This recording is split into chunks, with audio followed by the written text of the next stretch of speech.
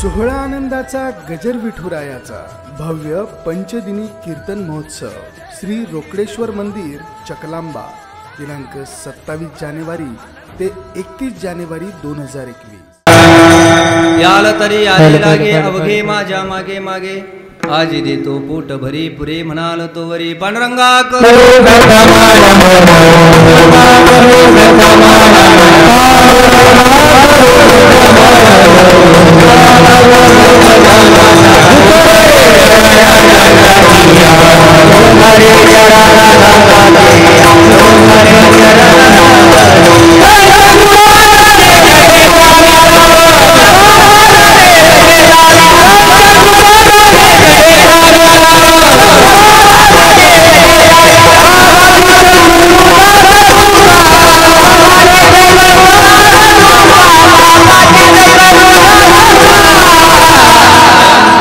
स्मरण होय सकळ विद्येचे अधिकरण तेची वंदू श्री चरण श्री गुरूंचे ते नमस्कार आता ओम नमो ज्ञानेश्वरा करुणा करा दयाळा तुमचा अनुग्रह लाधलो पावन झालो चराचरी। आता अभिनव वाग्विलासिनी जे चातुर्यार्थ कला कामिनी ते श्री शारदा विश्वमोहिनी नमिली म्या तुम्ही संत माझिया कडा विठीचा कराल बहुडा तुम्हा मानेल एवढा होईन मी सेवे लागे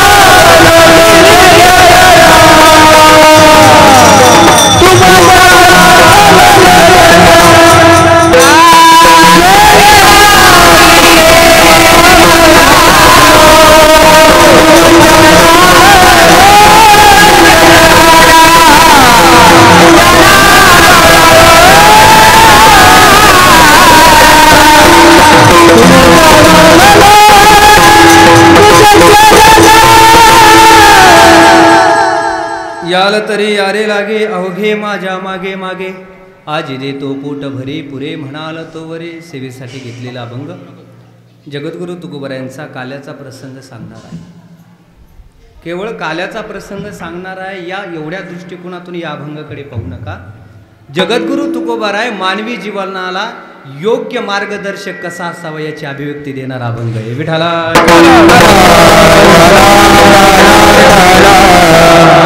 जीवन जगत असताना प्रत्येक माणसाला मार्गदर्शकाची गरज असते। असा एकही व्यक्ती नाही तो कोणाच्या मार्गदर्शनाने खाली राहत नाही। कोणाचं ना कोणाचं तरी त्याच्या जीवनामध्ये मार्गदर्शन लागतं। तो योग्य मार्गदर्शक आपल्या जीवनामध्ये असला पाहिजे। आपण कोणाचंही मार्गदर्शन घेतो असा या जगामध्ये परिपूर्ण व्यक्ती असूच शकत नाही त्याला कोणाचं मार्गदर्शन लागलं। जीव म्हटलं की तो अपूर्णच राहिला। जीव शब्दाचा अर्थ काय झाला? अपूर्णता। जीव शब्दाचा अर्थच आहे अपूर्णता। मग आपण जर जीव आहोत तर आपण अपूर्ण आहोत आणि परब्रह्म शब्दाचा अर्थ होतो पूर्ण। तो पूर्ण आहे त्याला कोणाची गरज नाही पण गरज कोणाला आहे तर जीवाला। योग्य मार्गदर्शकाची गरज आहे जीवाला आणि तो जीव तो आपल्या जीवनामध्ये जसा मार्गदर्शक निवडतो त्याचा तसा मार्गक्रम चालू असतो। मार्गक्रम चालू आपल्याला वाटेल की मी बापाचं ऐकतो। एखादा पोरं मरत असते मी कोणाचंच ऐकत नाही। बापाचं ऐकत नाही, आईचं ऐकत नाही, मोठ्या भावाचं ऐकत नाही। लग्न झाल्यावर बायकोचं तरी ऐकणच ना। कोणाचं तरी ऐकल्याशिवाय माणसाचा मार्गक्रमण होऊ शकत नाही। म्हणून योग्य मार्गदर्शक सांगणारा हा अभंग आहे। विठाला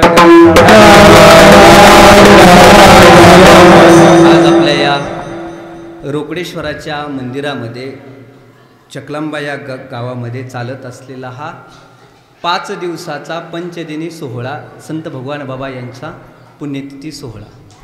संत भगवान बाबा यांची 56वी पुण्यतिथी आपल्या गावात साजरी करतो आणि गेली 2 वर्षापासून आपल्या गावामध्ये हा पुण्यतिथीचा सोहळा बाबांच्या आशीर्वादाने, त्याचबरोबर वामनभाऊ महाराज असतील, नगदनारायण बाबा असतील, निगमानंद महाराज असतील, आदी संतांच्या आशीर्वादाने हा पुण्यतिथी सोहळ्याचा हा काल्याचा प्रसंग आपण सगळेच गावकरी मंडळी एकत्र येतो. त्याचबरोबर भगवान बाबा युवा प्रतिष्ठान यांच्या माध्यमातून या सोहळ्याचं आयोजन करण्यात आलं. संपूर्ण गावातली तरुण मंडळी एकत्र आली आणि भगवान बाबांनी केलेले उपकार, त्या उपकाराची जाणीव, त्या उपकारातून उत्तीर्ण होण्यासाठी हा एक सोहळा विठ्ठला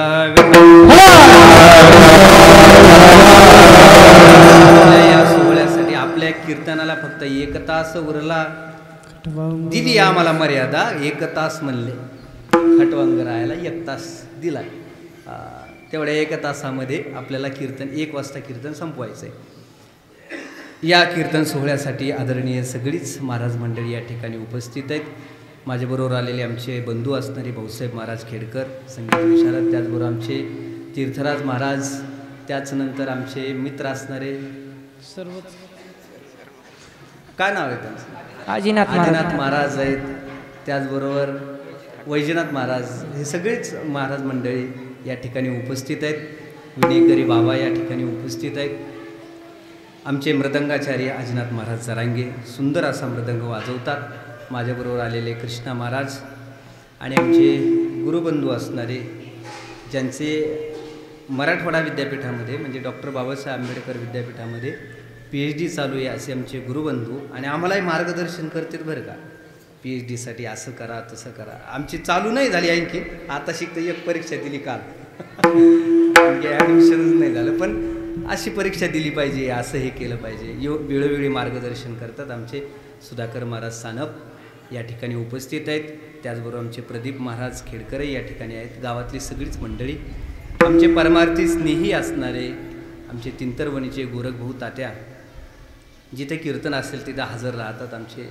त्याचबरोबर लोकाशाचेही पत्रकार आहेत. सगळीच गावातली मंडळी या ठिकाणी उपस्थित आहेत, ज्यांच्या माध्यमातून मला इथे येता आलं. आमचे परमार्थ स्नेही गुरुबंधू आमचे एकनाथ महाराज गाडे खूप कष्ट घेतात. मी आता आल्यापासून बघतोय बाबा उभाच नाही, इकडे तिकडे फिरत राहतात. एकनाथ महाराज खूप कष्ट घेतात या कार्यक्रमासाठी, कार्यक्रमाचं नियोजन करण्यासाठी, कार्यक्रमाला योग्य दिशा मिळण्यासाठी कष्ट घ्यावेच लागतात, तरच ते योग्य दिशेने कार्यक्रम होत असतो. म्हणून सगळीच गावातली मंडळी त्यांना सहकार्य करतात. आपण असंच बाबांच्या कार्यक्रमाला असंच आपण एकमेकाला एकत्र येऊन सहकार्याने हा कार्यक्रम पूर्णतेला जाणार आहात. या कीर्तनाची त्याचबरोबर 5 दिवस ज्यांनी आपले कीर्तनाची शूटिंग केली असे आमचे मराठी हॉटस्पॉटवाले, सुंदर अशी शूटिंग असते त्यांची आणि सुंदर कार्यक्रम करतात, ते व्यवस्थित सुंदर शूटिंग करतात, असे असणारे त्यांचे आभार मानतो. आणि त्याचबरोबर या मंडपामध्ये, या सभागृहामध्ये माईक सिस्टीम लावता येत नसती, पण तरीही व्यवस्थित लावली. आपले श्रीराम मंडपवाले शेट्टेवाले खूप सुंदर लावली, त्यांचे आभार. सुरुवातीलाच नाव घेतो म्हणजे शेवटपर्यंत सिट्टी मारणार नाही, म्हणून त्यांचे आभार मानून सेवेला सुरुवात करू. विठ्ठला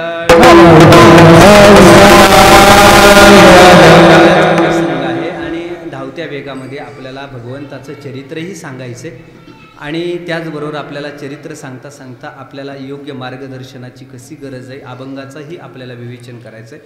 थोडा वेळ आहे आणि थोड्या वेळामध्ये आपल्याला हे विवेचन करायचं. आता हा सप्ताह आपण गेल्या वर्षी 3 दिवसाचा केला होता, बरोबर भाऊ? गेल्या वर्षी आपण 3 दिवसाचा केला होता, यावर्षी आपण 5 दिवसाचा. आनंद वाढत चालला का नाही? परमार्थाची हीच तर विशेषता असते. परमार्थ शब्दाचा अर्थच आहे सुख घडोघडी वाढू लागे. आनंद वाढला का नाही? गेल्या वर्षी 3 दिवसाचा केला, यावर्षी आपण 5 दिवसाचा केला, म्हणजे आनंद वाढला का नाही? संसार आणि परमार्थ या शब्दाचा अर्थच हा आहे, संसारामध्ये दुःख वाढत राहतात, परमार्थामध्ये सुख वाढत असतं. विठ्ठल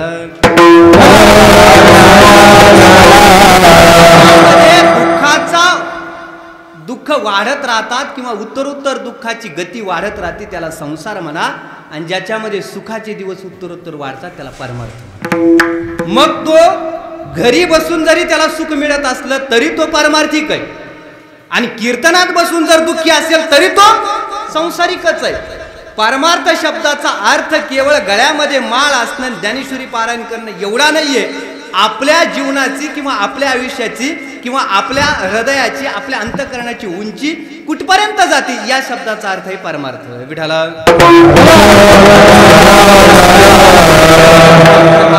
कार्यक्रम खरं पाहिलं तर कोरोनाच्या महामारीमध्ये आपला हा कार्यक्रम सुरू झालेला आहे. कोरोना महामारी गेलेली नाही बरं का, सावध असा. जोपर्यंत जब तक दवाई नाही तब तक ढिलाई नाही. जोपर्यंत हॅलोटोन बंद होत नाही तोपर्यंत ढिलं बसायचं नाही. सावध राहायचं. म्हणून या कोरोना महामारी आली या संपूर्ण जगावरती. कोरोनाचं खूप मोठं सावट, संपूर्ण कोणाचे धंदे बुडाले, कोणाच्या शेताच्या मालाला भाव मिळाला नाही. सगळ्याच जेवढे काही क्षेत्रामधले, ज्या ज्या क्षेत्रामध्ये लोक होते त्या क्षेत्रामध्ये नुकसान झालं. प्रत्येकाचं नुकसान झालं. ही झाली एक बाजू, कोरोनाची एक बाजू झाली. कोणतीही घटना दोन बाजूनी पाहिली पाहिजेत. एका बाजूनी कधीच कोणत्या घटनेचा विचार करू नका. ज्या दिवशी आपण एखाद्या घटनेचा एका बाजूनी विचार करतो त्यावेळेस आपल्याला दुःखाला सामोरं जावं लागतं. कोणतीही घटना असू द्या, त्या घटनेला दोन्ही बाजू असतात, दोन्ही अँगल असतात. एक निगेटिव्ह असते. आता पॉझिटिव्ह शब्द वापरणार नाही मी तर, नाही तर पॉझिटिव्ह म्हणलं तर अर्थ वेगळा व्हायला लागला पॉझिटिव्ह शब्दाचा. सकारात्मकता असा शब्द घेऊ आपण. मग एक बाजू आहे नकारात्मक आणि एक बाजू आहे सकारात्मक. कोणत्याही घटनेला ह्या दोन बाजू नक्कीच असतात. नकारात्मक बाजू पाहिली तर सगळ्याचे धंदे बुडाले, सगळ्याचं लॉस झालं, सगळ्याचं नुकसान झालं. अनंत माणसं मेली या कोरोना महामारी. हे झाली नकारात्मक बाजू. त्या कोरोना महामारीचं हे झालं संपूर्ण, त्याचं ते विश्वरूप झालं किंवा त्यांनी ते धारण केलेलं त्याचं ते उग्र रूप धारण झालं. फायदा सांगतो तुम्हाला. फायदा काय झाला या कोरोना आला आणि जी लग्न 3-3 वाजेपर्यंत नाचत होते ते 10लाच आवरायला लागले. बरोबर, गरीबाची लग्न 10ला आवरायला लागली का नाही? फायदा झालाच ना. गरीबाच्या मुलीचे लग्न, त्या बापाला चिंता होती की आपल्या लेकीला आता वाट कसं लावावं. त्या कोरोनाने 10 वाजताच लेक सगळं ते नवरदेवच म्हणायचा. 8ला होत असलं तर बघा ना. आणि जे याच्यात गुंतले ते गुंतलेच. मग नंतर ते म्हणले नाही मोठा डीजे फिजे पाहिजे, आणखीन 2 महिन्यांनी करू, 3 महिन्यांनी करू. ते नंतर 4 महिन्यांनी म्हणायला लागले नाही घ्या आवरून, हे काय संपायच्या कामात नाही. म्हणजे लग्न कमी झाले, लग्नाचा खर्च कमी झाला आपला. बरोबर, लग्न वेळेवर लागायला लागले. एक फायदा झाला, पैसा वाचला. दुसरा फायदा झाला आणखीन सांगतो. आई पोराला फोन करायची. पोरगा असायचा मुंबईला, दिल्लीला, तिथं व्यापार करणारा असायचा, कुणी नोकरीला असायचा. आई पोराला फोन करायचे, बाळा दिवाळी आली, येतोस का गावाकडं? ते म्हणायचं आई माझे मग कामं असतात, कंपनीचे असतात, मला आता दुसऱ्या राज्यात जायचं आहे, दुसऱ्या देशात जायचं आहे, माझं येणं होणार नाही. दिवाळी झाली, गणपती आले, गणपतीला फोन करायचे. रोकडेश्वराचा उत्सव आला, बाबांची पुण्यतिथी आली, आईने प्रत्येक उत्सवाला त्या लेकराची आठवण काढावी.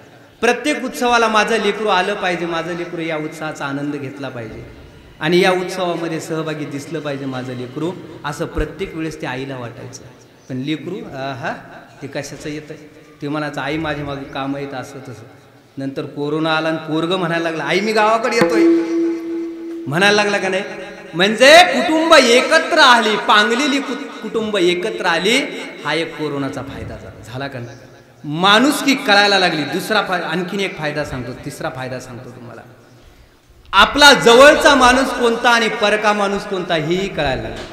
आम्ही कीर्तनात सांगायचो, नाही कुणाचे कुणी तुझे नवे रे कोणी, अंती जासिले कल्या प्राण्या माझे. जे संसारामध्ये डुबलेले होते, काय या महाराज लोकांना नाही कोणाचे कुणी, काय खरं यांचं कळालं का नाही? या कोरोनाने सांगितलं आपला माणूस कोणता, परका माणूस कोणता. माणुसकी कळायला लागली, जवळचे माणसं कोणती हे कळायला लागलं. गावात पोरं मुंबईवरून आले तर गावातली पोरं हे तिकडंच थांब, तू मुंबईहून आला असेल नाही तर दिल्लीहून आला असेल आम्हाला सांगू नको, ते तिकडंच तू काय करायचं कर, इकडे जवळ येऊन का. माणुसकी कळाली, माणुसकी कळाली आपल्याला. म्हणजे आपल्याला माणुसकी शिकून गेला, आपला बजेट किती आहे याची जाणीव करून दिला. आणखीन सांगतो, आपल्या जीवनामध्ये पैशाचा किती हव्यास असावा हे सुद्धा शिकून गेलात, हे सुद्धा शिकून चाललाय तो. पैशाचा किती हव्यास असावा, आपल्याला पैसा महत्वाचा आहे का आपलं जीवन महत्वाचं आहे याची जाणीव करून देणारा रोग म्हणजे हा रोग होता. विठ्ठला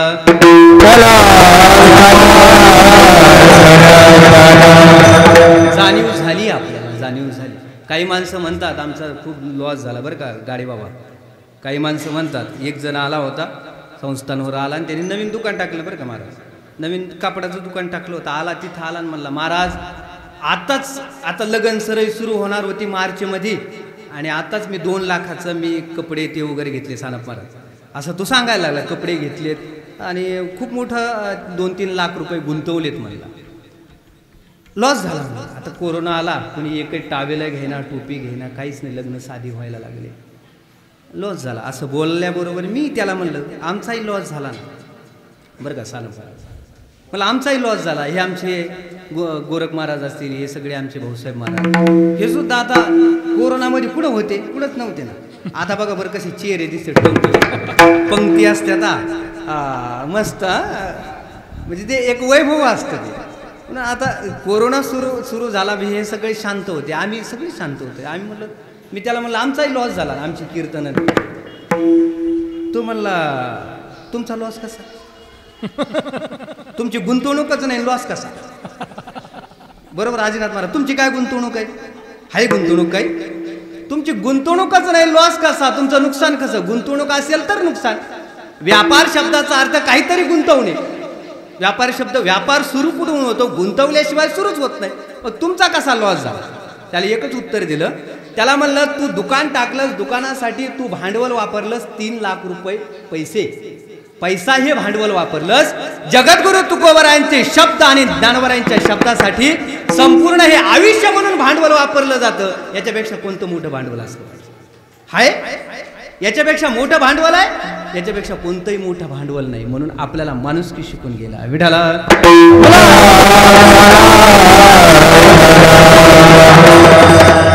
म्हणून हे जरी आपल्याला कळायला लागलं, आपल्याला आपण कोणाच्या मार्गदर्शनाखाली असलं पाहिजे, कोणाचं ऐकलं पाहिजे. ह्या कोरोनाने एक शिकवायला सुरुवात केली आपल्याला.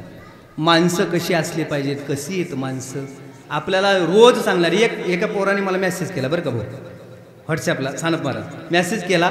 तो मला रोज मला लोक सल्ला द्यायचे, असा अभ्यास कर, तसा अभ्यास कर, हा धंदा टाक, इथून एवढं बजेट उचल, असं कर. अरे काय, काहीतरी कर, नुसतं आईबापाच्या जेव्हा जगतूस, खातूस पितूस, काहीतरी धंदा कर, शेळ्या पाळ, काहीतरी कर सांगायचं सारखं. त्यांनी मला मेसेज टाकला. असा एक जण माणूस सांगत होता. मी त्याला पैसे मागायला सुरुवात केली, त्यांनी सल्ला द्यायचंच बंद केलं. तुम्हाला कोणी जर सल्ला देत असेल तर त्याला पैसा मागायचा, सल्ला देणंच बंद होतं. मला पैसे दे म्हणायचं धंदा टाकायला, कोण देणार आहे सल्ला. अशी सुद्धा माणसं आपल्या लक्षामध्ये आली की ही माणसं फक्त केवळ सल्ला देणारी असतात, पाहिजे त्यावेळेस मदत न करणारी असतात. विठाला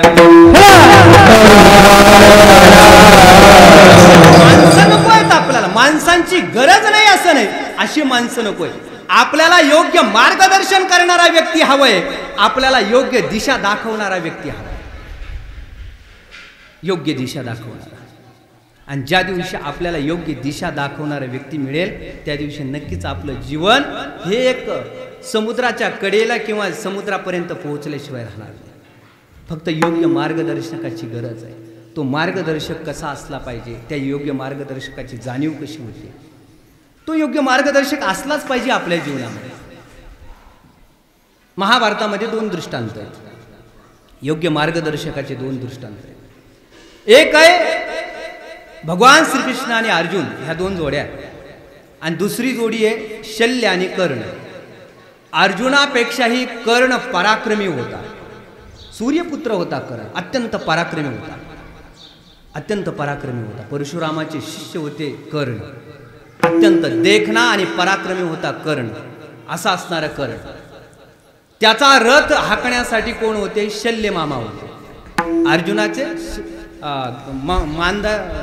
माद्रीचे भाऊ होते, माद्रीचे म्हणजे नकुल आणि सहदेवचे मामा, नकुल आणि सहदेवचे मामा शल्य मामा.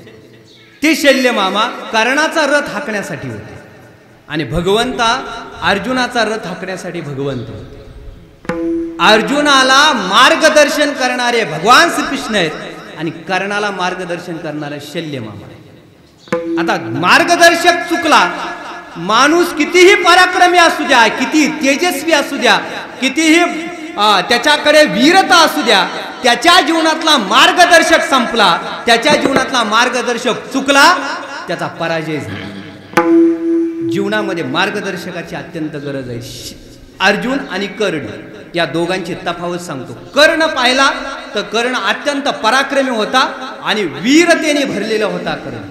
शल्य मामाला कर्ण म्हणायचा, मामा माझा रथ त्या अर्जुनाच्या पुढे नेऊन उभा करा, मला एका बाणामध्ये त्याला मारायचं.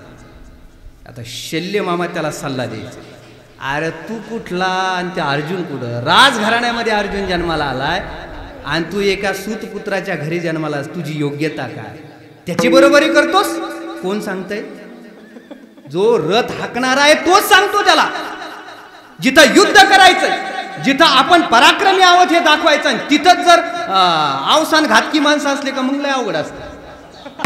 आपण एखादी आवेशात एखादा सिद्धांत सांगावा आणि पचकन एखाद्याने चाल म्हणावा, अवसान घातकी माणसं. एकदा काय झालं बरं का, एकदा कीर्तनात मी सांगत होतो, यमाचा पाहुणा प्राणी होय.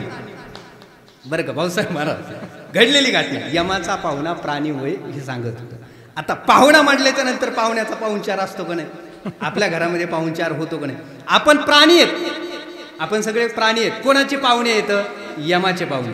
मग आपला सुद्धा पाहुणचार होत असेल ना तिथं? आपण त्याचे पाहुणे आहेत म्हणल्या पाहुणचार होतो. मग काय पाहुणचार होतो? मी सांगत होतो, तोडीती माडीती झोडीती यमाचे किंकर, नाही त्या यमासी दया, हे प्रमाण. मग मी सांगत होतो की प्राण्याचा पाहुणचार कसा यम करतो. त्यांनी चाल लावली त्या अभंगाला. आता अभंग कसा आहे? दुःखी अभंग आहे ना, मार खायचं काम आहे ना तिथं, म्हणजे दुःखी आहे ना. त्यांनी गाणं ऐकलं असेल सगळ्यांनी, ते दया दया गाणं गोरख महाराज, मारी ती झोडी ती यमाची किंकर. आता काय मजा आहे होय तिथे? तिथं काय आनंद आहे का? यमाचे किंकर. अरे ते काय आनंद थोडा, म्हणजे अवसान घातकी माणसं नसू नये. ते शल्य मामा असा होता ना, त्या शल्याने कर्णाने काही मुद्दा मांडला की शल्याने लगेच त्याला सांगायचं, अरे तुझी योग्यता काय? त्या अर्जुनाला भगवान श्रीकृष्ण पाठीराखा आहे. त्या अर्जुन एवढा पराक्रमी. त्या अर्जुनाने ज्यावेळेस तू दुर्योधनान तुम्ही जंगलामध्ये गेला होता, गंधर्वाने ज्या दुर्योधनाला पकडून नेलं होतं, त्यावेळेस तू पुढे गेला होता.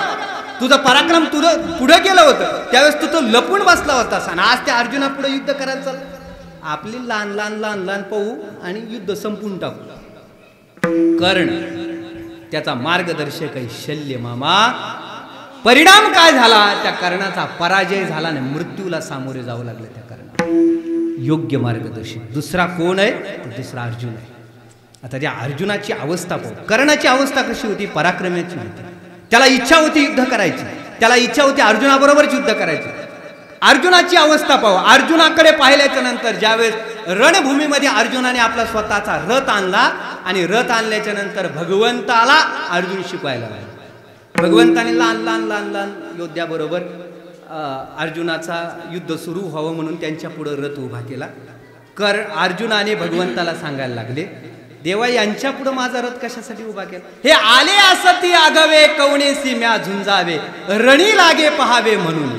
हे फक्त युद्ध करण्यासाठी आले, त्यांना युद्धाची आवड नाही. झुंजाची तरी आवडी धरती परी संग्रामी धीर नव्हती. त्यांना फक्त युद्ध करण्याची आवड आहे, परंतु ते युद्ध करू शकत नाही, धीर धरू शकत नाहीयेत. कोण सांगतंय? अर्जुन भगवंताला शिकवतोय. अर्जुनाची योग्यता काय आहे भगवंताला माहित नाही. अर्जुनाने कुठून सुरुवात करावी युद्धाची हे भगवंताला माहित नाही. विठाला या द्या.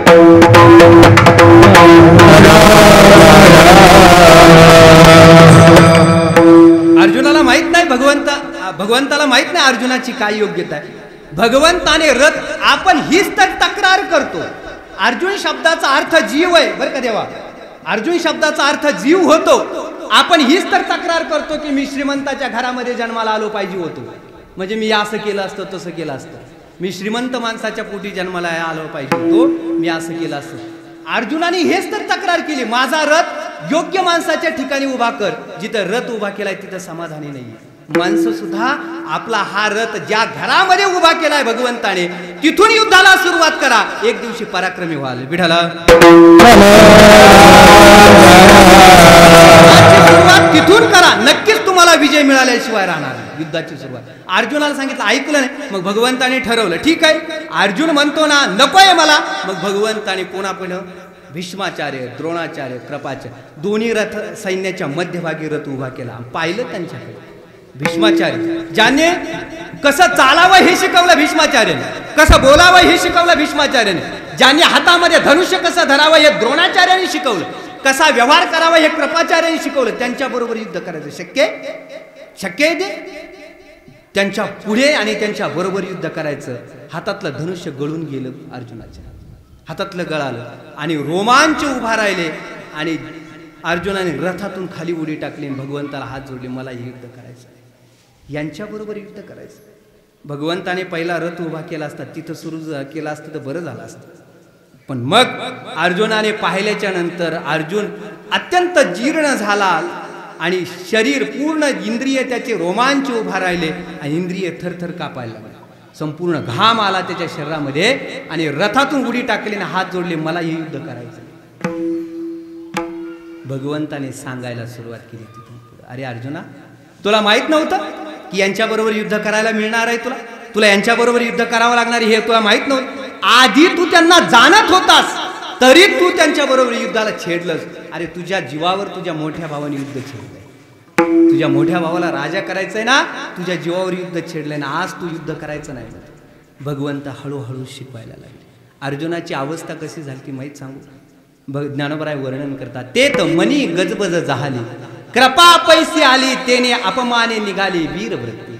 त्याच्या मनामध्ये गजबज निर्माण झाली. गजबज शब्दाचा अर्थ होतो मनाची कंपायमान अवस्था. त्याच्या मनामध्ये नाही ते विषय जर मनामध्ये आले ना तर मनामध्ये गजबज निर्माण होत असते.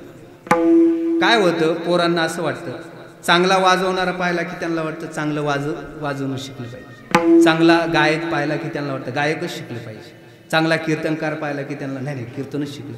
ही मनातली गजबज आहे. ठीक आहे ना? ठरवलं नाही आपण काय करायचं. ज्या दिवशी आपण ठरवाल त्या दिवशी तिथून पुढे जीवनाची सुरुवात झाली असं समजायचं.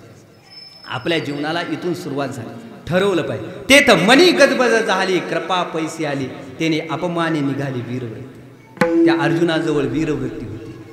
अर्जुनाचा जन्म वीरवृत्तीमध्ये, पराक्रमामध्ये झालेला आहे. तो योद्धा आहे अर्जुन, तो एक पराक्रमी योद्धा आहे. त्याचं वीरवृत्तीबरोबर लग्न झालंय. ज्ञानोबरायांनी लग्नाचा सुद्धा दृष्टांत दिलाय. ज्ञानोबराय म्हणतात अर्जुनाचा विवाह त्या वीरवृत्ती बरोबर झाला. बरोबर कृष्ण महाराज त्या वीरवृत्ती बरोबर झाला आणि त्या वीरवृत्ती निघून गेली आणि कृपा त्याच्या अंतकरणामध्ये आली. ज्ञानोबराय म्हणतात ती वीरवृत्ती नको वाटायला लागली अर्जुनाला आणि कृपा आपलीसी वाटायला लागली.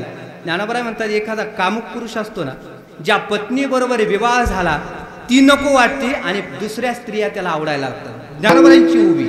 ज्ञानोबराय म्हणतात नवी आवडीची भरे, नवीन दुसरी स्त्री नवी आवडीची भरे, कामुक निज वनिता विसरे. आपली पत्नी विसरून जातो, निज वनिता विसरे. ज्ञानोबराय म्हणतात तिला विसरून जातो. बरं ती वीरवृत्ती का सामान्य नाहीये, ती उत्तम कुळीची होती, गुण लावण्याती, ती अनिकेते न साहती सुते जमने. विठाला उत्तम कुळामध्ये जन्माला आलेली ती वीरवृत्ती सामान्य कुळामध्ये नाहीये. मग ती सौती मत्सर कसा सहन करेल? बरोबर देवा. पत्नी पतीच्या जवळ दुसऱ्या स्त्रीला सहनच करत नाही. वीरवृत्ती होती ती नवी कुलवान स्त्री घरामध्ये जन्माला आली, ती अनिकेते न साहती, ती दुसऱ्याला सहन करत नाही. सुतेज म्हणजे भगवंत म्हणतात, ती ज्ञानोबराय म्हणतात ती सहनच करत नाही. अशी असणारी वीरवृत्ती अर्जुनाच्या अंतकरणामध्ये प्रवेश केला. अर्जुनाची अवस्था या पद्धतीची झाली. मग भगवंताने अर्जुनाला शिकवायला सुरुवात केली. अर्जुना तू कोण आहेस? तुझी अवस्था काय? सामान्य आहेस तू सामान्य नाही आहेस. जसं घरामध्ये एखादं लहान लेकरू असतं, बसा महाराज बसा, ह्या इथे या महाराज, हा इथे पटांगणात बस, कोरोना चालू आहे. घरामध्ये लहान मुलगा असतो, 5-6 वर्षाचा मुलगा आहे. त्याला फक्त गल्लीतलेच माणसं ओळखीचे झाले एवढा मुलगा आहे तो. त्याला जास्त गावातला परिचय नाही आहे, गल्लीतली माणसं ओळखीची झाली त्याच्या. मग तो काय करतो, मग ती आई त्याला एक काम सांगते, म्हणते बाळ तू काय कर, दुकानातून जाऊन कारेश पिठी आण. मग तो आईला काय म्हणतो, आई जर रस्त्याने जर कुत्रा असलं तर, म्हणतो ना भीती वाटते ना त्याला, लहान लेकरू आहे त्या कुत्र्याची भीती वाटणारच त्याला. रस्त्याने जर कुत्रा असलं तर आई त्याला शिकवते, बाळ तू आता मोठा झालास, तू मोठा झाला. अरे कुत्र्याला घाबरत असतात का, मोठा झालास. ही जसं शिकवणं आहे ना, हे जसं आईचं त्या लेकराला शिकवणं आहे ना, तसं भगवंत अर्जुनाला शिकवतात. अरे अर्जुना तू कोण आहेस, तो संग्रामे हर जिंकिला, निवात कवचाचा ठाव ठेविला, पवाडा त्वा केला गंधर्वास. अरे अर्जुना तू कोण आहेस, संग्रामामध्ये युद्धभूमीमध्ये भगवान शंकराला जिंकलेला अर्जुन आहेस तू, गंधर्वाला सुद्धा पराजित केलेला आहेस तू, पवाडा त्वा केला गंधर्वासी. म्हणजे असा असणारा अर्जुन, संग्रामे हर जिंकिला, निवात आणि कवच एक मायावी राक्षस होते, त्यांना सुद्धा शोधून काढलेला तू अर्जुन आहेस. तू यांना घाबरतोस, मार्गदर्शन कसं हे लक्षामध्ये असू द्या, यांना घाबरतोस, हातामध्ये धनुष्य घे आणि युद्धाला सुरुवात कर. भगवंताने शिकवल्याच्या नंतर अर्जुनाने हातामध्ये धनुष्य घेतलं आणि युद्धाला सुरुवात केली. अर्जुन जिंकला. कोणामुळे जिंकला, फक्त भगवंतामुळे जिंकला. भगवंत शब्दाचा अर्थ तो आपल्या जीवनाचा मार्गदर्शक. विठाला विठा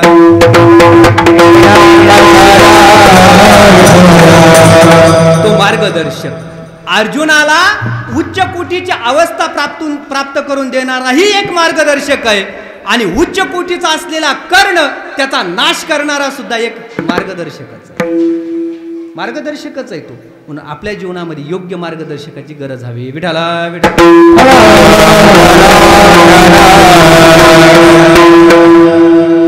योग्य मार्गदर्शक. एक तर इतका शेर इतकं सुंदर, ना थक कर बैठ अभी उड़ान बाकी है, जमी खत्म हुई तो क्या हुआ, अभी आसमान बाकी है, आसमान बाकी. म्हणजे आपल्याला आपण आता आपल्या अंतःकरणामध्ये निराशा आणता कामा नये. आपल्या जीवनाची सुरुवात योग्य मार्गदर्शकाने केली पाहिजे. विठाला विठाला योग्य मार्गदर्शन. हेच तर अभंगाच्या पहिल्या चरणात सांगतात.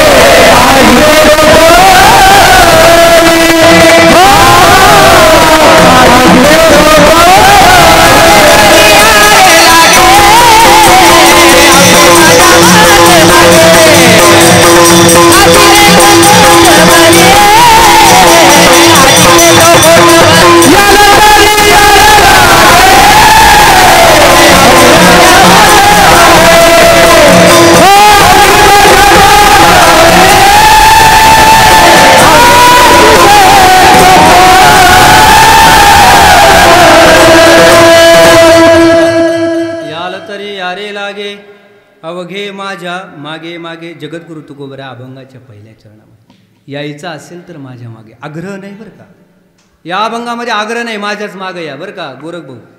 नाही तर काही माणसाची आग्रह लय असतो, माझ्याच मागे या.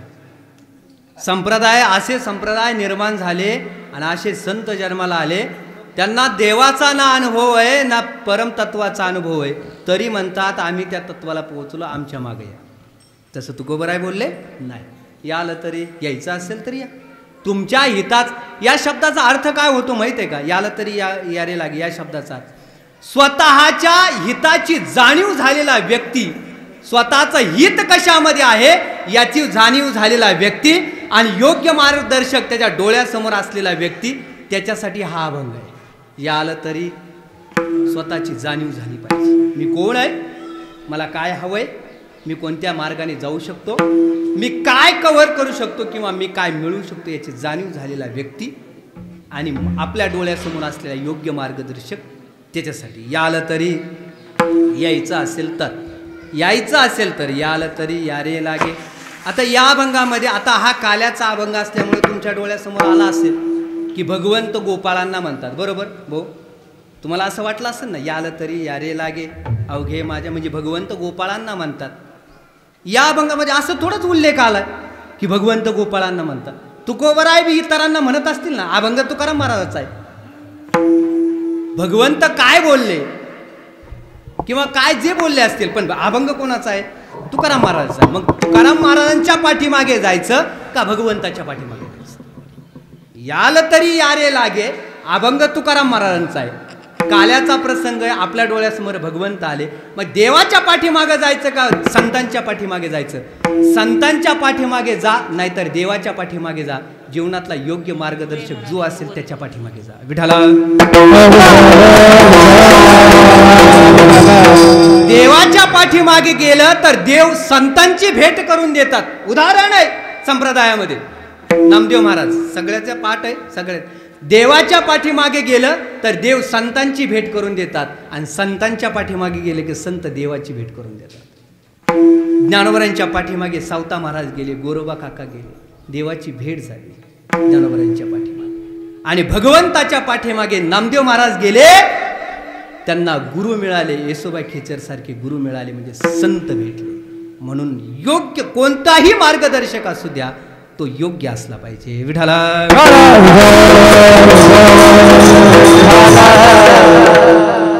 म्हणून जगद्गुरु तुकोबराय म्हणतात, याल तरी या रे लागे अवघे माझ्या मागे मागे. यायचं असेल तर या, यायचं असेल तर.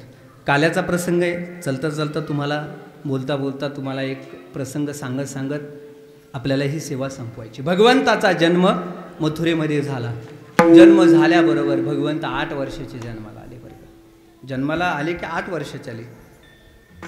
विज्ञानवादी म्हणतील लेकरू जन्माला आल्याच्या नंतर 8 वर्ष कसं जन्माला येईल, असं कसं शक्य आहे? 8 वर्षाचं कसं जन्माला आहे? पण जन्माला आले भगवंत. का? कारण जेवढ्या काही अष्टमहासिद्ध्या आहेत, अनिमा, लघिमा, गरिमा, महिमा, प्राप्य, प्राकम्या, हे जे वशित्व आणि ईशित्व, ह्या ज्या अष्टमहासिद्ध्या आहेत, त्या महासिद्ध्यापैकी अनिमा, लघिमा आणि गरिमा. गरिमा लहान होणे, लघिमा मोठं होणे, म्हणजे हे जे आहे हे भगवंताच्या अधीन आहेत का? लहान होणं आणि मोठं होणं ह्या जर अष्टमहासिद्ध्या जर भगवंताच्या अधीन असतील तर भगवंत होऊ शकतात. 8 वर्षाचे जन्माला आले. जन्माला आल्याबरोबर भगवंत 8 वर्षाचे आले. वसुदेव महाराज आणि देवकी बोलू लागली, बरं का बाळा. वसुदेव महाराज आणि देवकी म्हणू लागली की बाळा, तुम्ही भगवंत जेव्हा तुम्ही जन्माला आलात, पण तुम्ही आमचे लेकरू आहोत असं कसं काय, कोण मान्य करील? लहान व्हा. भगवंत लहान झाले.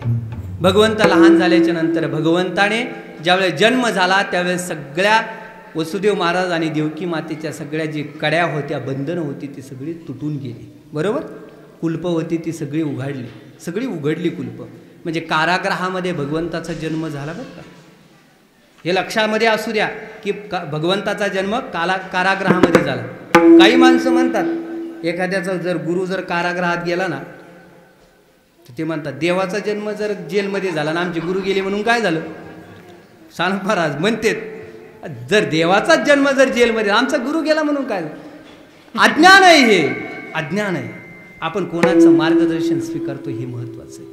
अनमोल किमतीचं जीवन असतं आणि ते अनमोल किमतीचं जीवन कोणाच्या हातामध्ये देऊ. कारागृहात जन्म झाला, सगळी बंधनं गळून पडली, सगळी कुलप गळून पडली.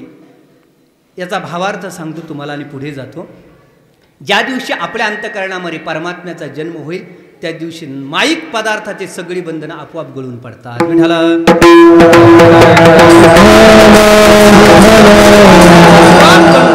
म्हणून भगवंत 8 वर्षाचे जन्माला आले, लहान झाले आणि भगवंत 8 वर्षाचे जन्माला आले बरं का. आता भगवंताचा जन्म अभंग आहे, तुकोबरा नामदेव महाराजांचा संपूर्ण चरित्र सांगणारा अभंग आहे की भगवंताचा जन्म कसा झाला. भगवंताचा जन्म श्रावण महिन्यात झाला, बरोबर. लक्षपूर्वक आहे का, थोडंच करायचं कीर्तन. श्रावण महिन्यात झाला, बुधवारी झाला, रात्री झाला, बरोबर. वर्षा ऋतू होता, बरोबर. वर्षा ऋतू होता, कृष्ण पक्षामध्ये म्हणजे वद्य पक्षामध्ये भगवंताचा जन्म झाला. अष्टमीच्या दिवशी झाला, रात्री झाला, भगवंत 8 वर्षाचे जन्माला आले. आता भगवंताच्या जीवनामध्ये ह्या घटना घडल्या, भगवंताच्या जीवनामध्ये ह्या घटना काय घडलेल्या नाहीत, त्या भगवंताने घडून आणलेल्या. मग भगवंताने रात्रीच का जन्म घेतला हा एक प्रश्न आहे. भगवंताने चंद्रवंशामध्येच का जन्म घेतला हाही प्रश्न आहे. भगवंताने रोहिणी नक्षत्रामध्येच का जन्म घेतला हाही एक प्रश्न आहे. भगवंताने बुधवारीच का जन्माला आले, वर्षा ऋतूमध्येच का जन्माला आले, श्रावण महिन्यामध्येच का जन्माला आले, हे सगळे प्रश्न आहेत. सगळे प्रश्न, सगळ्या प्रश्नाची उत्तर आहेत, सगळ्या प्रश्नात. भगवंताचा जन्म झाल्याच्या नंतर नद्यांना आनंद झाला होता. भगवंताचा जन्म झाल्याच्या नंतर डोहांना आनंद झाला. भगवंताचा जन्म झाल्याच्या नंतर गायांना आनंद झाला. का झाला आनंद, अनंत प्रश्न आहेत. विठाला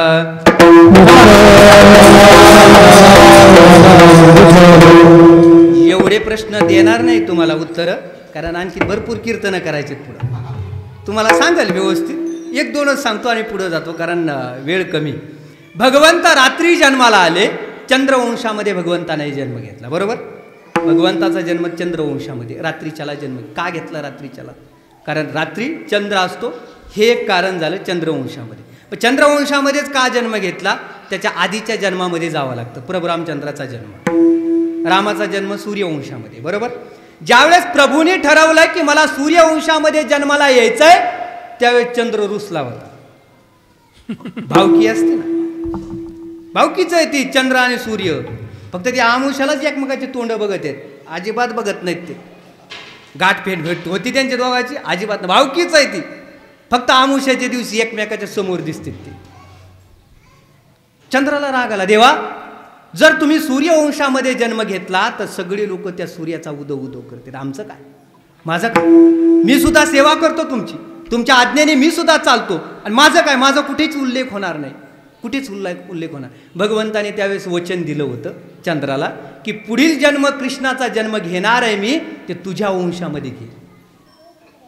चंद्र म्हणला पुढचं पुढं बघू, आता द्या काय द्यायचं.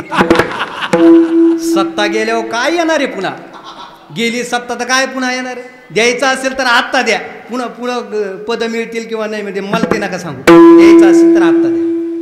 ठीक आहे म्हणले. मग प्रभू रामचंद्राने काय केलं, चंद्रवंशामध्ये जन्म घेतला, पण स्वतःच्या नावापुढे चंद्र हे नाव टाकलं.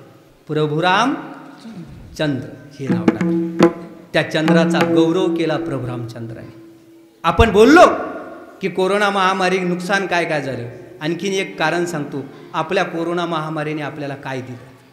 या 2020 साल आपल्या जीवनासाठी कलंकित साल आहे असं प्रत्येक जण म्हणतो का नाही. आपल्या जीवनाला पुन्हा या सालाने कधी जन्माला येऊ नये, हे साल पुन्हा कधी आपल्या जीवनामध्ये येऊ नये, प्रत्येक जण म्हणतो. पण मी तर म्हणतो या 2020 साल कधीच जन्माला आलं नव्हतं, कधीच जन्माला असं साल, हे साल किंवा 2020 जन्माला यावं किंवा उदयाला यावं, या उदयाला येण्यासाठी पिढ्याने पिढ्या आपण त्याची वाट पाहत होतो. तो 2020 मध्ये तो दिवस उजडला होता.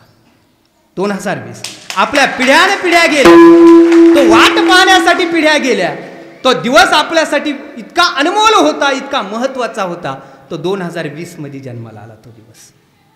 त्या दिवसाची सुरुवात झाली या भारताचे पंतप्रधान असणारे नरेंद्रभाई मोदी यांनी, या भारत मातेचा हा पुत्र आहे नरेंद्रभाई मोदी, त्यांनी या भारत मातेचा ज्येष्ठ पुत्र असणारे प्रभू रामचंद्र यांच्या मंदिराची कुदळ आणि यांच्या मंदिराचा मुहूर्त काढला या 2020 मध्ये.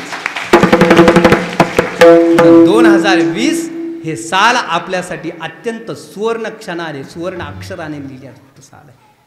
सुवर्णाक्ष. म्हणून की काय मला माहित नाही, मी कोणत्या पक्षाचा नाही बरं का, परंतु जो हिंदू धर्माचं किंवा भारत मातेचं किंवा माझ्या प्रभुरामचंद्राचं काम करेल तो आपला असेल, तो वारकरी संप्रदायाचा असेल. म्हणून की काय पंतप्रधानांनी या 2020ला कलंक पुसण्यासाठीच या 2020 मध्ये प्रभुरामचंद्राच्या मंदिराची सुरुवात केली. हेही असू शकतं. हे 2020 आपल्या जीवनासाठी अत्यंत महत्त्वाचं आहे. प्रभुरामचंद्रांनी चंद्र नाव लावलं आणि पुढील जन्म तुझ्या वंशामध्ये घेईल हे राम जन्मामध्ये सांगितलं, म्हणून चंद्र वंशामध्ये रात्रीच्याला जन्म घेतला. विठ्ठला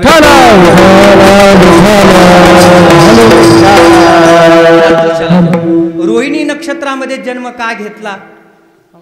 रोहिणी सुद्धा भगवंताची आई आहे, रोहिणी सुद्धा. आणि भगवंत यशोदेच्या घरी जाणार आहेत. मग सगळे म्हणतील यशोदेचा कृष्ण, यशोदेचा कृष्ण. रोहिणीचं काय? रोहिणीचं काय? सौती मत्सर असतोच ना, रोहिणीचं काय? म्हणून तिचा नाव उल्लेख व्हावा म्हणून रोहिणी नक्षत्रामध्ये भगवंताने जन्म घेतला. बरोबर. त्याचबरोबर जन्माला आले भगवंत बुधवारी जन्माला आले आणि चंद्रवंशामध्ये बुध एक महान पुरुष होऊन गेले. बरोबर देवा. बुध म्हणून एक महान पुरुष होऊन गेले. त्या वंशामधले यादव वंशी त्या कुळामधले होते. बुध पुरुषाच्या कुळामधले यादव सगळे त्या कुळातले आहेत, म्हणून भगवंताने बुधवारी जन्म घेतला. विठाला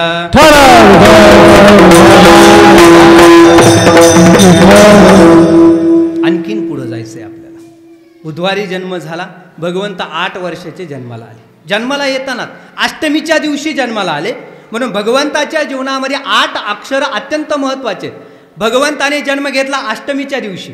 जन्माला आले ते 8 वर्षाचे जन्माला आले आणि जन्माला येताना 8वे म्हणून जन्माला आले. 8वा पुत्र होता ना, जन्माला येताना 8वे म्हणून जन्माला आले आणि संपूर्ण कार्य करत असताना, जीवनाचं कार्य करत असताना 8 स्वरूपामध्ये भगवंताने कार्य केलं. विठाला 8 स्वरूपामध्ये कार्य केलं. काय काय कार्य केलं भगवंताने? भगवंत 8 स्वरूपामध्ये कार्य केलं. बालकृष्ण नंदा घरी त्याचे 8 नाव आहेत. नंद बाबाच्या घरामध्ये असलेला त्याला बालकृष्ण असं म्हणतात. एक नाव झालं बालकृष्ण. यशोदा मातेच्या मांडीवर असलेला लालन पालन करणारा त्याला काय नाव ठेवलं? लाला कृष्ण. बाळकृष्ण, लाला कृष्ण. गोपाळाबरोबर गाया चारणारा तो गोपाळ कृष्ण. राधे बरोबर असणारा तो राधा कृष्ण. रासलीला करणारा युगल कृष्ण. रासलीला करणारा गोपिकांबरोबर रासलीला करणारा तो कोण होता? तो श्रीकृष्ण, ते युगल कृष्ण. त्याचबरोबर ज्यांनी मथुरेमध्ये आक्रमण केलं आणि मथुरेचं राज्य आपलं आत्मसात केलं त्यांचं नाव आहे श्रीकृष्ण. द्वारकेमध्ये राज्य स्थापन केलं भगवंताने, त्यांना भगवान श्रीकृष्ण असं म्हणतात. आणि ज्यांनी अर्जुनाला रणभूमीमध्ये गीता सांगितली त्यांचं नाव आहे योगेश्वर कृष्ण. विठाला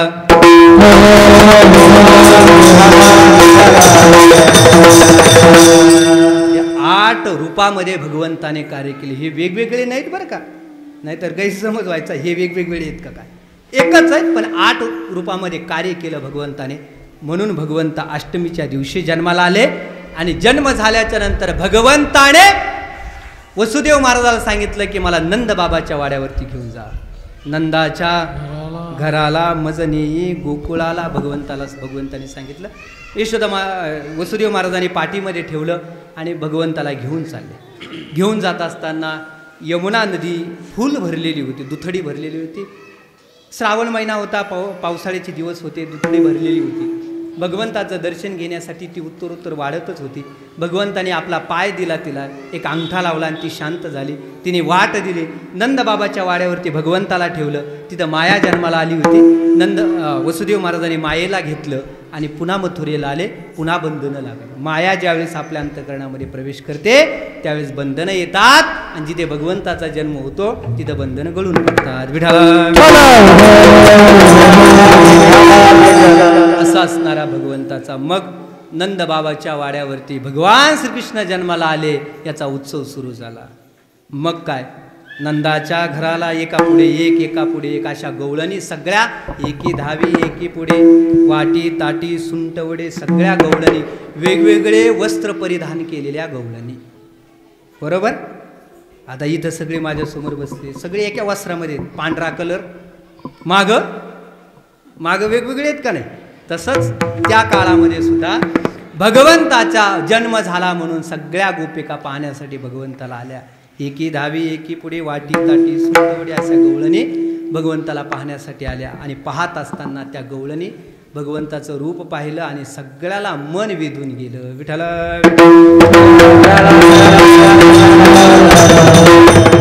ज्याची आपण वाट पाहत होतो तो जन्माला आला. पाहिल्या वेध लावी भगवंत. पाहिल्याच्या नंतर जिथं वेध लावला जातो त्याचं भगवंताचं स्वरूप आहे. राजस सुकुमार मदनाचा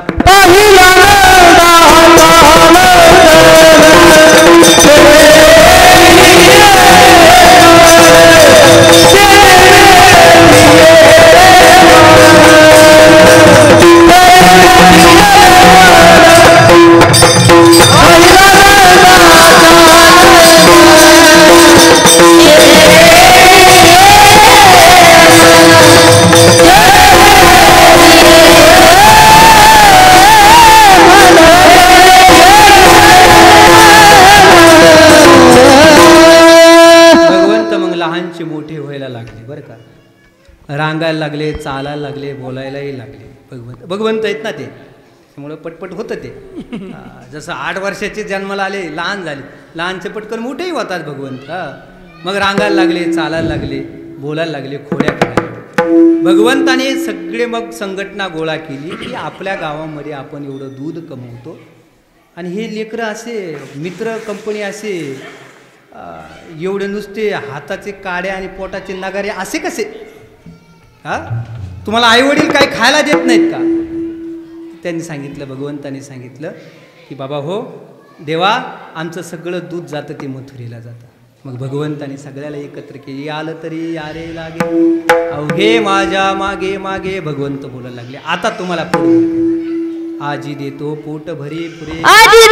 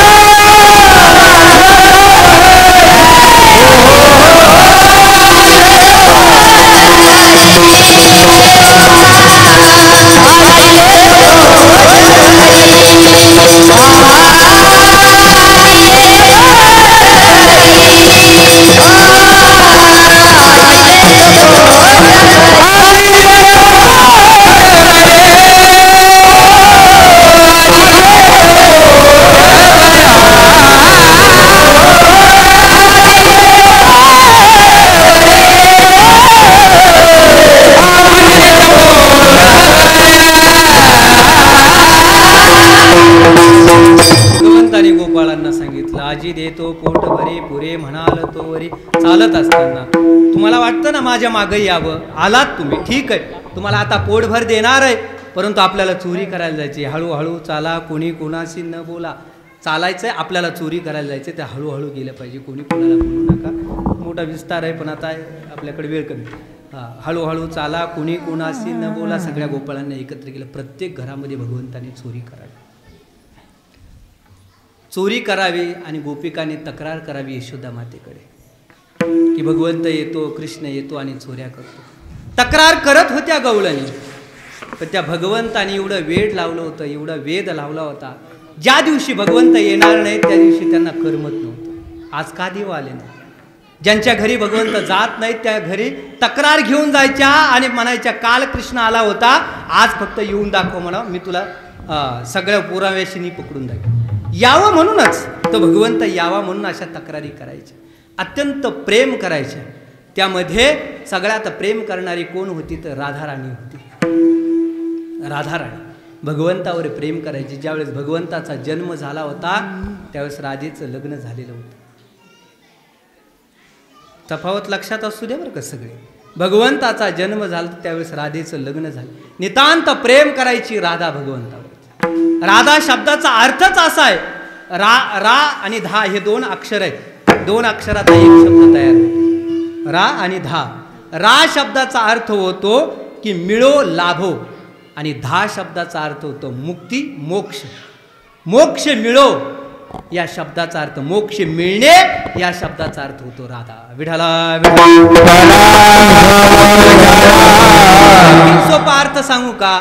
मोक्षासाठी तळमळ, मुक्तीसाठी तळमळ करणारा जीव म्हणजे राधा. मग मुक्तीसाठी तळमळ करणारा जीव एकटी ती राधा नव्हती.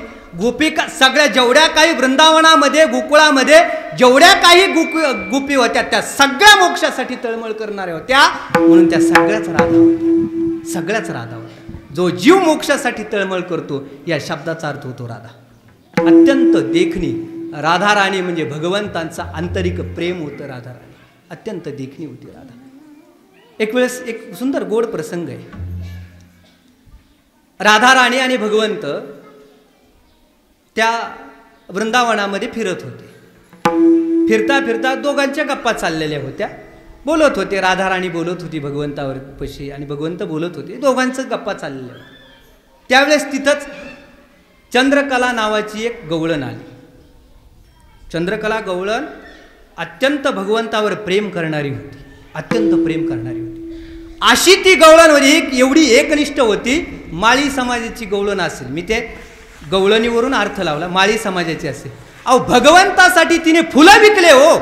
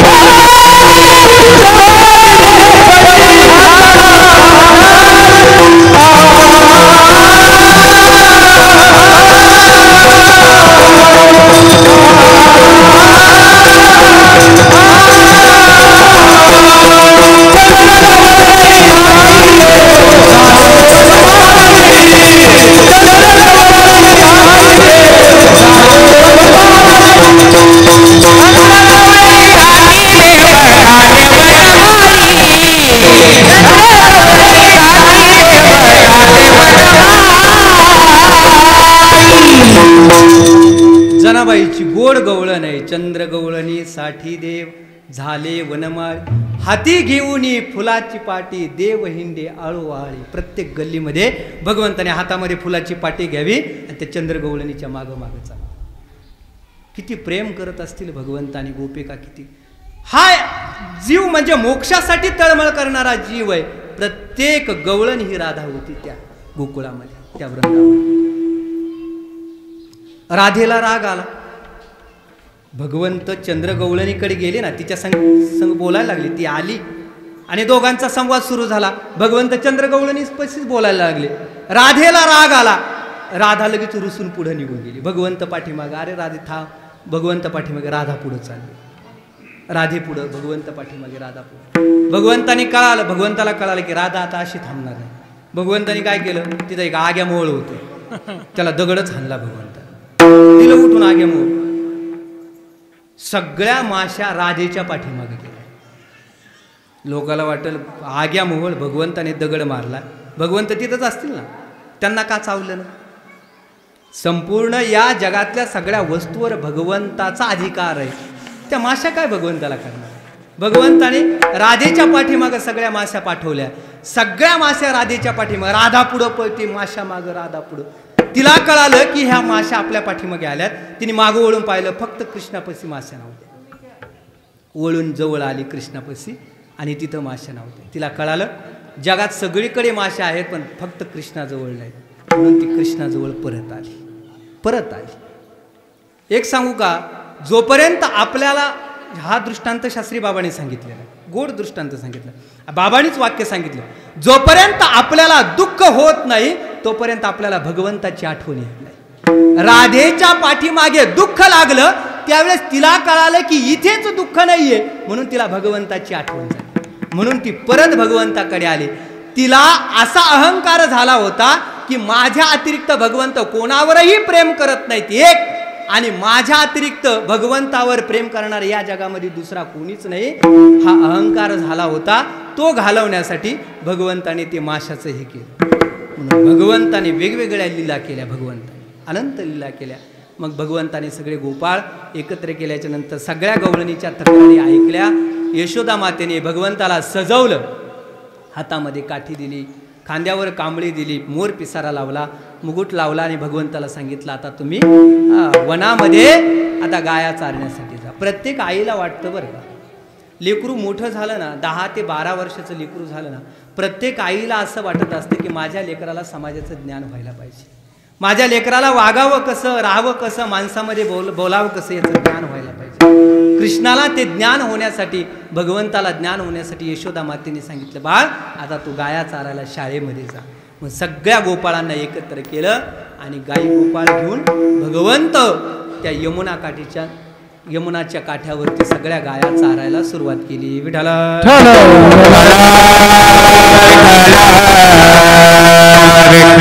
नितांत प्रेम करायची राधा. भगवंत तिथं खेळ खेळू लागले. भगवंत तिथं असताना राधा तिथं जायची, नितांत प्रेम करायची. बरं का, राधा शब्दाचा अर्थ तुम्हाला सांगितला, नितांत प्रेम करायची राधा भगवंतावरती. एक गोड प्रसंग आहे राधेचा आणि भगवंताचा. ते एक प्रसंग सांगतो आणि सेवा समाप्त करण्याचा प्रयत्न करतो. गोड प्रसंग. राधा आणि भगवंत स्वर्गामध्ये भेटले. भगवंताने वृंदावन सोडलं, भगवंताने गोकुळ सोडलं, मथुरेला गेले. पुन्हा कधी भगवंत वृंदावनात आले नाही, कधीच आले नाही. भागवतामध्ये एकनाथ महाराज भागवताचार्य भागवत सांगतात. एकनाथ महाराज भागवतामध्ये फक्त एकच प्रसंग आहे, ज्यावेळेस राधाराणी द्वारकेला गेली होती. अत्यंत जीर्ण झालेली राधाराणी होती. चालता सुद्धा येत नव्हतं राधेसाठी, चालता सुद्धा. त्यावेळेस भगवंताची राधेची भेट झाली. पण स्वर्गामध्ये भेट झाली दोघांची. एका कवीने संकल्पना मांडलेली बरं का, हे भागवतामध्ये नाही, भागवतात नाही. स्वर्गामध्ये भेट झाली. विचरण करत असताना राधा तिकून येत होती, भगवंत इकून चालले होते. राधेने पाहिलं भगवंत येतात, राधेने हाक मारली, कशी आहात द्वारकाधीश? कोण बोलतंय? राधा. शब्दाचं गांभीर्य घ्या बरं का. जी राधा काना काना म्हणून हाक मारत होती, जी राधा कृष्ण कृष्ण म्हणून हाक मारायची, ती जी राधा गोपाळ गोपाळ म्हणून हाक मारायची, ती राधा आज द्वारकाधीश म्हणते. कसे आहात द्वारकाधीश? हाय असं वाटलं भगवंताला, वाईट वाटलं. भगवंत म्हणू लागले, राधे मी द्वारकेचा राणा जरी असलो तरी तुझ्यासाठी मी कानाच आहे, आजही तुझ्यासाठी लहानच आहे. तू मला सांभाळलंस, तुझ्या नितांत प्रेम केलं तुझ्यावरती, मी तुझ्यासाठी लहानच आहे. जगासाठी राजा असेल, जगासाठी देव असेल, पण तुझ्यासाठी मी कानाच आहे. राधा समजून सांगायला लागली भगवंताला. एक एक एक एक प्रसंग सांगितले. राधा म्हणली, देवा वृंदावन सोडलं, प्रेमापासून दूर झालेल्या व्यक्तीची काय काय अवस्था होते राधा भगवंताला शिकवायला लागली. देवा तू वृंदावन सोडलंस आणि तुझ्या अंतःकरणातला प्रेमाचा पाझरच आटून गेला, प्रेमाचा झरा चाटून गेला, प्रेमाचा कालवा चाटून गेला. वृंदावन सोडल्याच्या नंतर तू प्रेमी आहेस हेच कोणाला कळलं नाही, कळलंच. वृंदावनात आहे तोपर्यंत नितांत प्रेम करत होता, सोडल्याच्या नंतर काय अवस्था झाली. जन्माला आलास तू त्या यमुनेच्या काठावरती, जन्माला आलास त्या गोड पाण्याने जन्माची सुरुवात केलीस आणि तुझा अंत झाला त्या समुद्राच्या काठावरती खारट पाण्यापाशी. खारट पाण्याच्या शेजारी तुझा अंत झाला. जीवनामधलं प्रेम निघून गेल्याच्या नंतर काय अवस्था होते राधेने वर्णन करायला सुरुवात केली. प्रेमाने सुरुवात केलीस, गोड पाण्याने सुरुवात केलीस, पण अंत तुझा त्या खारट पाण्याच्या शेजारी झाला. देवा तुझ्या अंतःकरणामध्ये जर प्रेम असतं ना, ज्यावेळेस तुझ्या अंतःकरणामध्ये प्रेम होतं त्यावेळेस प्रत्येक गोपिकांच्या घरी जायचास. आम्ही नाही म्हणलं तरी तू येत होतास. त्यावेळेस तुझ्या अंतःकरणामध्ये प्रेम होतं. ज्या दिवशी तुझ्या अंतःकरणातलं प्रेम निघून गेलं देवा, सुदाम्याला तुझ्या घरी यावं लागलं. जर तुझ्या अंतःकरणामध्ये प्रेम असतं तर तू सुदाम्याच्या घरी गेला असतास. विठाला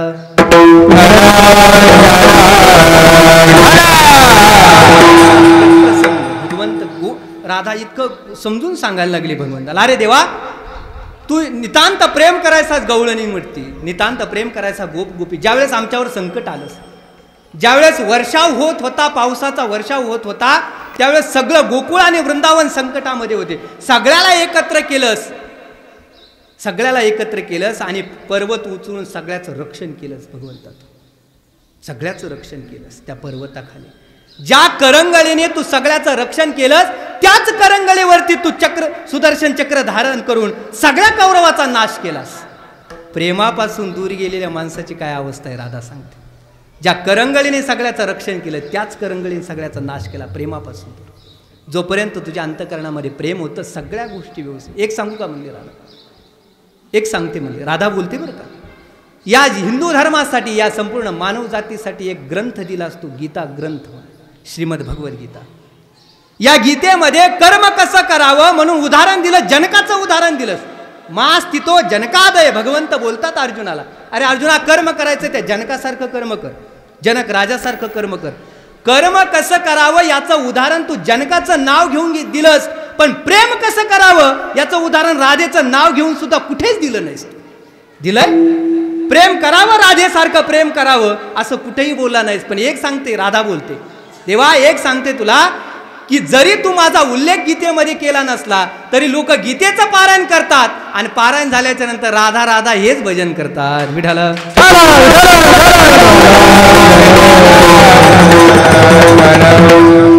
प्रेमाची ताकद आहे, प्रेमाची ताकद आहे. नितांत प्रेम करायची राधा राणी. शेवटच्या क्षणाला राधा राणी भेटली बरं का, द्वारकेला भेटली. अत्यंत जीर्ण झालेली राधा राणी, चालता सुद्धा येत नव्हतं. शेवटच्या क्षणाला भगवंताला पाहावं आणि हे शरीर सोडावं ह्या राधा राणीने ठरवलं, राधेने ठरवलं. भगवंताला पाहावं एकदा आणि हे शरीर सोडून द्यावं. एकदा भगवंताची बासरी ऐकावी आणि हे शरीर सोडून द्यावं. ज्या भगवंताने माझ्यासाठी बासरी वाजवायला सुरुवात केली होती, एकदा त्याची बासरी ऐकावी आणि शरीर सोडून द्यावं. राधा राणी वृंदावनावरून चालत चालत द्वारकेला गेली. द्वारकेचा प्रवास आणि वृंदावनाचा प्रवास दिशा लक्षामध्ये आणा आणि त्यानुसार प्रवास लक्षात आणा. चालत चालत द्वारकेला गेली. द्वारकेला गेल्याच्या नंतर कळालं राधा राणी आली, राधाजी आल्यात हे कळालं भगवंताला. धावतच गेले भगवंताने, उचलून घेतलं राधेला आणि आपल्या सिंहासनावर बसवलं भगवंताने. जीर्ण झालेली राधा आहे, म्हातारी झालेली राधा आहे, भगवंताने सिंहासनावर बसवलं. पायातले काटे काढले भगवंताने, पाय धुतले राधा राणीचे, सेवा करायचे भगवंत त्या राधेची. भगवंताच्या पत्न्याला कळालं ही सेवा करतात. कोण आहे ही स्त्री? या स्त्रीमुळे भगवंत आमच्याकडे लक्ष सुद्धा द्यायला तयार नाही. भगवंताने सांगितलं ही राधा आहे. मग ही किती दिवस राहणार कोणालाच माहित नाही. भगवंत सेवा करायची, तिची राधेची सेवा करायची. सगळ्या गवळणी त्या पत्न्या एकत्र झाल्या आणि त्यांनी ठरवलं की राधेचा काटाच करायचा. भगवंत आमच्याकडे लक्ष देत नाही, हा वेळच नाही. उकळलेलं दूध राधेला उकळलेलं दूध इतकं उकळलेलं की हात सुद्धा लावू शकत नाही. बोट जर बुडवला तर फोड येतील बोटाला, एवढं उकळलेलं दूध राधेला पाजलं त्यांनी. वाट पाहत होत्या, डोळे बाहेर पडतील, जीभ बाहेर पडेल असं वाट पाहत होते. राधेने दूध प्याली. राधा सगळ्या राण्या होत्या, त्यांनी पाहिलं. म्हणले राधे दूध कसं होतं? ते म्हणले दूध गोड होतं पण जरा थंड होतं. म्हणजे थंड होतं. उद्धवाच्या खांद्यावर हात ठेवून भगवंत असे लंगडत लंगडत येत होते भगवंत. सगळ्यांनी पाहिलं भगवंताच्या पायाला फोड आलेले आहेत. भगवंताच्या काय कारण आहे? सगळ्या राण्या एकत्र झाल्या. कुणी पोळवलं भगवंताला, कुणी हे केलं. भगवंताला मंचकावर बसवलं. सगळ्या, कुणी वारा घालतंय, कुणी पायाची सेवा करतंय, कुणी पाणी आणून देते. सगळ्या राण्या सेवा करत होत्या. विचारत होत्या भगवंता तुम्हाला कोणी दुःख दिलं? भगवंताने सांगितलं तुम्ही राधेला दूध पाजलं, माझ्या पायाला फोड आला. गरम दूध राधेला पाजलं. नितांत प्रेम करायचे राधा भगवंतावर. भगवंतही तिच्यावरती प्रेम करायचे. रात्रीच्याला राधेने भगवंताचं ते द्वारकेचा महल सोडून दिला आणि वनामध्ये निघून गेली राधा. नको म्हणले, माझ्यामुळं जर भगवंताला दुःख होत असेल तर मला नको हे भगवंताचं सानिध्य. वनामध्ये निघून गेली. आणि निघून गेल्याच्या नंतर देह सोडणार राधा. आता शेवटचा क्षण आहे. या क्षणाला राधा देह सोडणार आहे. भगवंताची आठवण केली, देवा माझ्यासाठी एकदा तरी बासुरी वाजव. भगवंत प्रगट झाले आणि भगवंताने राधेसाठी शेवटची बासुरी वाजली. ऐकता ऐकता राधेने देह ठेवला. तेव्हापासून भगवंताने पुन्हा कधी बासुरीला हातच लावला नाही. कधीच हात लावला नाही. का? कारण जिच्यासाठी वाजवत होतो तीच राहिली नाही. कोणासाठी वाजवायची? विठाला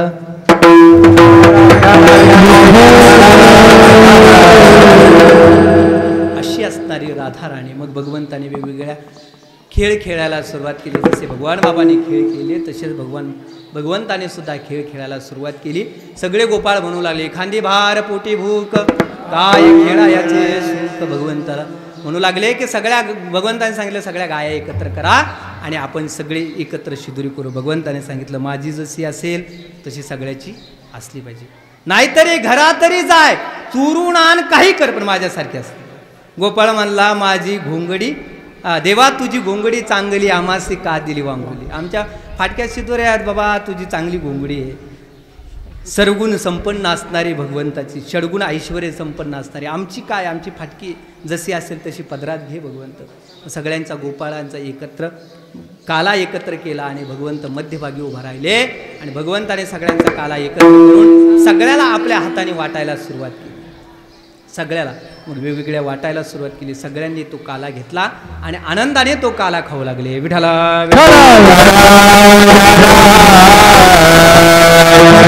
आनंदाने तो काला खायला लागले. सगळ्या गोपाळांना काला दिला.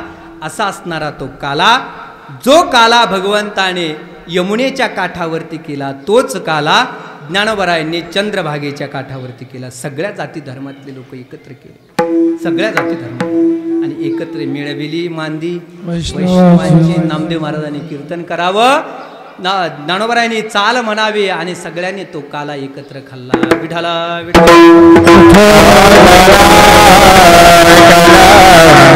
जो काला आपण एकत्रपणे खाणार आहोत तो योग्य असला पाहिजे. जर योग्य नसेल तर तो सोडला पाहिजे. अभंगाचं शेवटचं